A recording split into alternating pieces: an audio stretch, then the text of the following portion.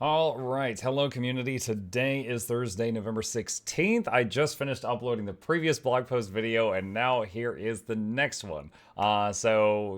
Today is set off chain reactions with the engineer Shortbow proficiency. That means that Guardian and Necromancer, you are the last two.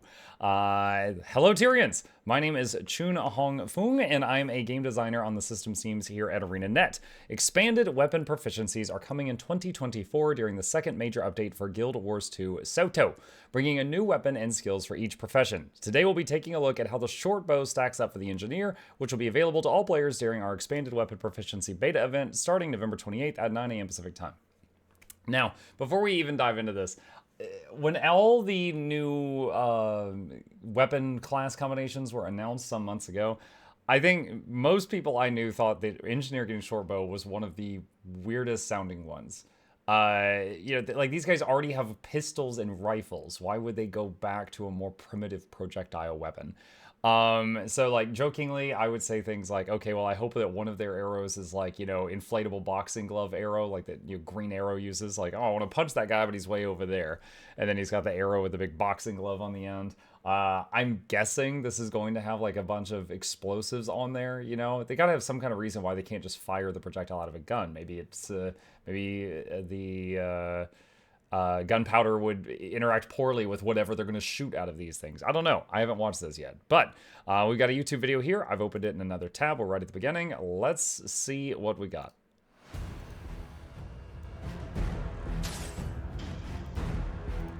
Okay, so immediately fire like a canister thing? Like a trap, maybe? There's 4 of them.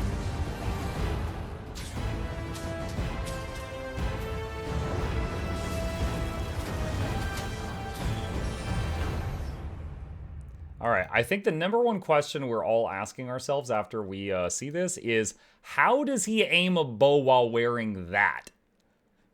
But the second question is, what did we just watch? All right, solving problems one detonation at a time.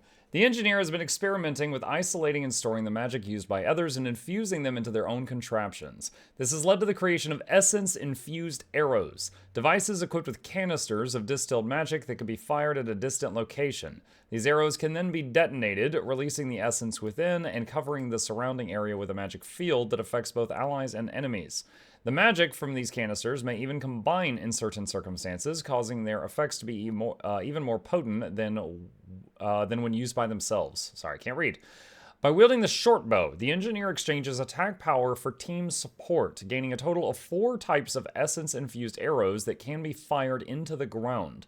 Despite them being arrows, the actual act of placing these on the ground is unblockable, so don't worry about those pesky projectile blockers getting in your way. These devices vary in effect from debilitating your enemies to strengthening and protecting your allies. Once planted, the arrows can be triggered in several ways. They will detonate by themselves after a set amount of time if the engineer is close enough, or the engineer can choose to detonate them manually with a follow-up skill. Finally, all arrows except the auto attack have a special property called chain reaction. When an arrow is active, it will also cause your other arrows in range to detonate.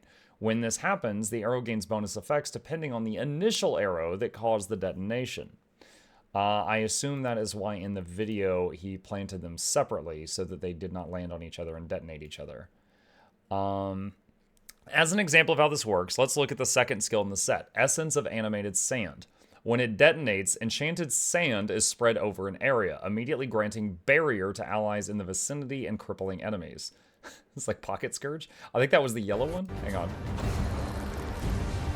All right, that's got to be that one. That's got to be that one. Okay. When detonating other arrows, it causes them to grant a small amount of barrier on initial detonation as well, regardless of their original effect.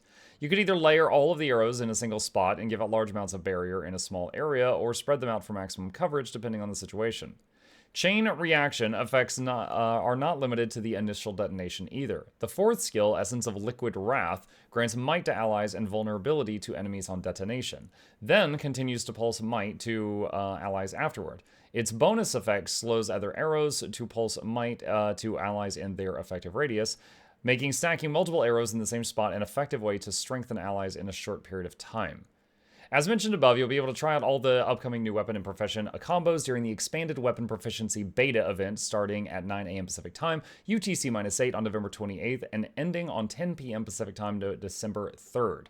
Also of note, December 28th is when the balance patch comes out, so you'll be able to beta test these new weapon class combinations at the same time that the new balance patch is out.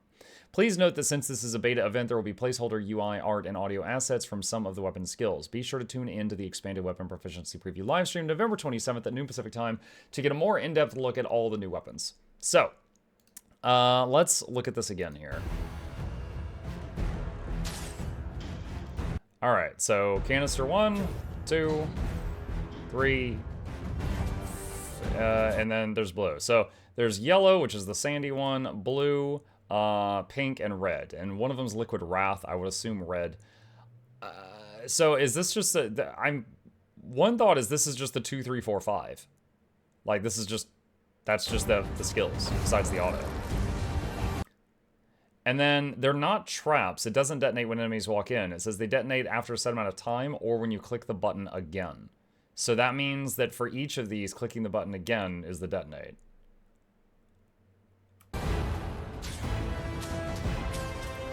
For a second, okay, that little movement he did, I was actually wondering if that was a skill of the bow, but I think that might just be a sideways dodge.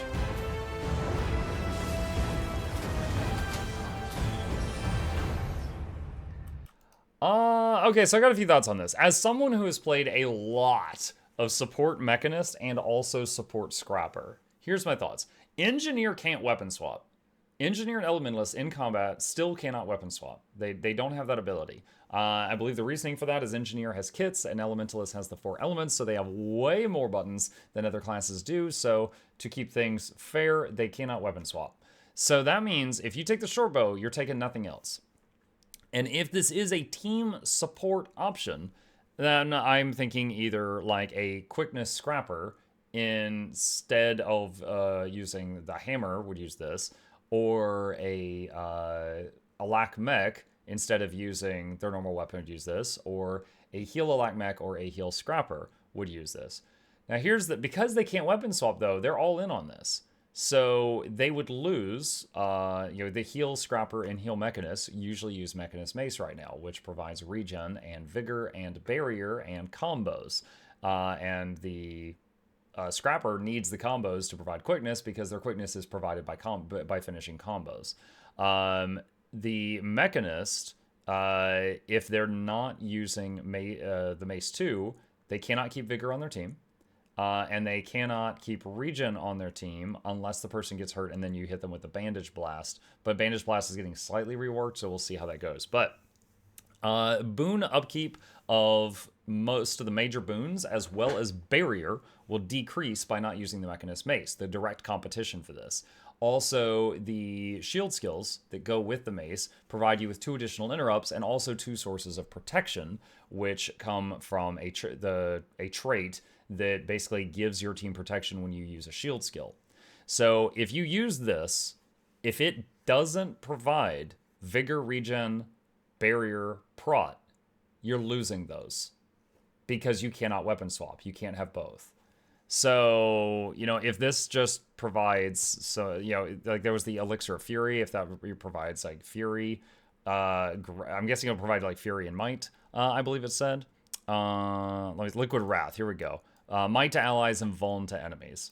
Okay, it continues to pulse Might to allies afterward. So, Mechanist has no problems keeping 25 Might on allies. Scrapper struggles with keeping Might on allies. But again, if you use this, you would not be able to do the same combos, so then you wouldn't be able to keep quickness on your group. So I'm very interested to see where they go with this, but if this is supposed to be a replacement for support, if it doesn't do enough direct damage, it will not replace what the the quick scrappers and the Alak mechs are using. And if it does not keep up with the boons lost by replacing Mace Shield, it's not going to be used by Heal Scrapper or Heal Mech. That's my concerns right now. I hope I'm wrong. I would love to see more viable options. And also, Heal Scrapper's in a really bad spot now, and the changes they're making November 28th are going to make it worse in some ways, forcing you to use your self-heal skill to keep prot on the team, so you'll never have your self-heal when you need it. So I would love, like, you know, if this bow just had some skill that just kept prot on the team like the whole time, then that would solve that problem for them.